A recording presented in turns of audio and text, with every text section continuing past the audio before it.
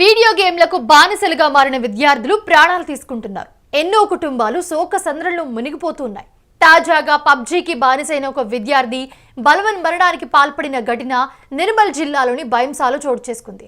హైదరాబాద్ కు చెందిన భేతి సంతోష్ కుటుంబం భైంసాలో ఉంటూ చిరు వ్యాపారం చేసుకుంటూ ఉన్నారు. ఆయన కుమారుడు రిషేంద్ర 9వ తరగతి చదువుతున్నాడు. ఈ క్రమంలోనే రిషేంద్ర పబ్జీకి బానిసయ్యాడు.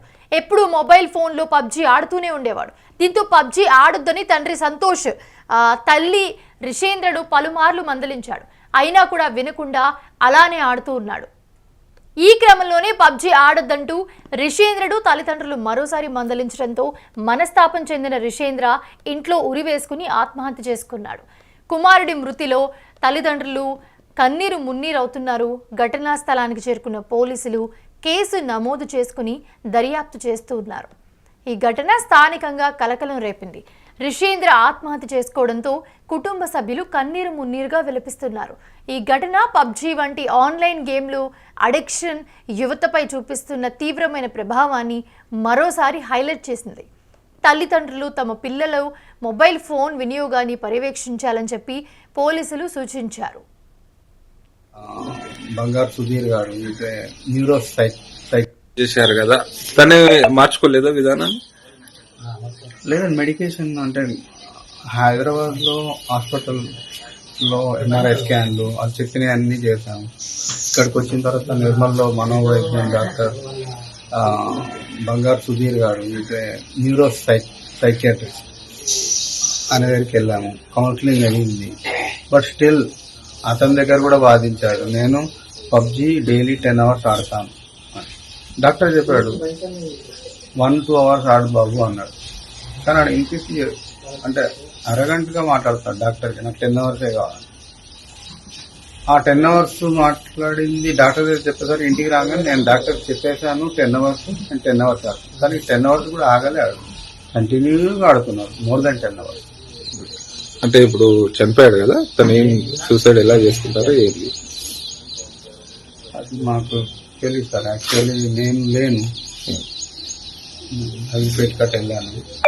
మా బిజినెస్ కింద కూడా ఉంది, మేడం కింద ఉంటుంది. ఆడు రూమ్ లో ఉంటాడు, అక్కడనే హ్యాంగ్ చేశారు కదా, తనే మార్చుకోలేదా విధానాన్ని? లేదండి, మెడికేషన్ అంటే ఇలాంటి ఇన్సిడెంట్స్ గతంలో మనం చాలా చూసాం.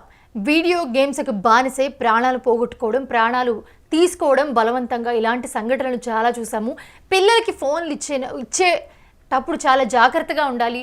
ఫోన్లు ఇచ్చే ముందు వాళ్ళు ఏం చేస్తున్నారు, ఫోన్లో వాళ్ళు గేమ్స్ ఆడుతున్నారా లేకపోతే ఇంకేమైనా చూస్తున్నారా అనేది తల్లిదండ్రులు ఖచ్చితంగా గమనించాలి అంటూ చెప్తూ ఉన్నారు. వీడియో గేమ్లకు బానిసలుగా మారిన విద్యార్థులు ప్రాణాలు తీసుకుంటున్నారు. ఎన్నో కుటుంబాలు శోక సంద్రంలో మునిగిపోతూ ఉన్నాయి. తాజాగా పబ్జీకి బానిసైన ఒక విద్యార్థి బలవన్ మరణానికి పాల్పడిన ఘటన నిర్మల్ జిల్లాలోని భైంసాలో చోటు చేసుకుంది. హైదరాబాద్కు చెందిన భేతి సంతోష్ కుటుంబం భైంసాలో ఉంటూ చిరు వ్యాపారం చేసుకుంటూ ఉన్నారు. వాళ్ళ అబ్బాయి ఎవరైతే ఉన్నాడో రిషేంద్ర అనే అబ్బాయి 9వ తరగతి చదువుతున్నాడు ఇప్పుడు. ఈ క్రమంలోనే రిషేంద్ర పబ్జీకి బానిసయ్యాడు. ఎప్పుడు చూసినా మొబైల్ ఫోన్లో పబ్జీ ఆడుతూనే ఉండేవాడు. బయటికి వెళ్ళి ఫ్రెండ్స్ని కలిసేవాడు కాదు, ఇంట్లో వాళ్ళతో మాట్లాడేవాడు కాదు, ఎవరితోని కాసేపు టైం స్పెండ్ చేసేవాడు కాదు. ఎప్పుడు చూసినా ఫోన్లో రోజుకి 10 గంటలు పబ్జీ ఆడకపోతే తనకు అసలు మనశ్శాంతి ఉండేది కాదు అన్నట్టుగా రోజుకి 10 గంటలు 12 గంటలు పబ్జీ ఆడుతూనే ఉండేవాడు. దీంతో పబ్జీ ఆడొద్దంటూ తండ్రి సంతోష్ తల్లి రిషేంద్రను పలుమార్లు తల్లిదండ్రులు ఇద్దరు కూడా రిషేంద్రుడు మందలించినా కూడా ఏమాత్రం మారలేదు. అయినా వినకుండా అలానే ఆడుతూనే ఉన్నాడు. అయితే ఈ క్రమంలోనే పబ్జీ ఆడొద్దంటూ రిషేంద్రుడు తల్లిదండ్రులు మరోసారి గట్టిగా మందలించడంతో మనస్తాపం చెందిన రిషేంద్ర ఇంట్లో ఉరివేసుకుని ఆత్మహత్య చేసుకున్నాడు. కుమారుడి మృతిలో తల్లిదండ్రులు కన్నీరు మున్నీరవుతున్నారు. ఘటనా స్థలానికి చేరుకున్న పోలీసులు కేసు నమోదు చేసుకుని దర్యాప్తు చేస్తున్నారు. ఈ ఘటన స్థానికంగా తీవ్ర కలకలం రేపింది. రిషేంద్ర ఆత్మహత్య చేసుకోవడంతో కుటుంబ సభ్యులంతా కూడా కన్నీరు మున్నీరుగా విలపిస్తున్నారు. ఈ ఘటన పబ్జీ వంటి ఆన్లైన్ గేమ్ల అడిక్షన్ యువతపై చూపిస్తున్న తీవ్రమైన ప్రభావాన్ని మరోసారి హైలైట్ చేస్తోంది అని చెప్పుకోవచ్చు మనం. తల్లిదండ్రులు తమ పిల్లల మొబైల్ ఫోన్ వినియోగాన్ని ఖచ్చితంగా పర్యవేక్షించాలని పోలీసులు సూచించారు. 1-2 hours ఆడు బాబు అన్నాడు. కానీ ఆడ ఇంటికి అంటే అరగంటగా మాట్లాడతాడు డాక్టర్కి, నాకు 10 అవర్సే కావాలి.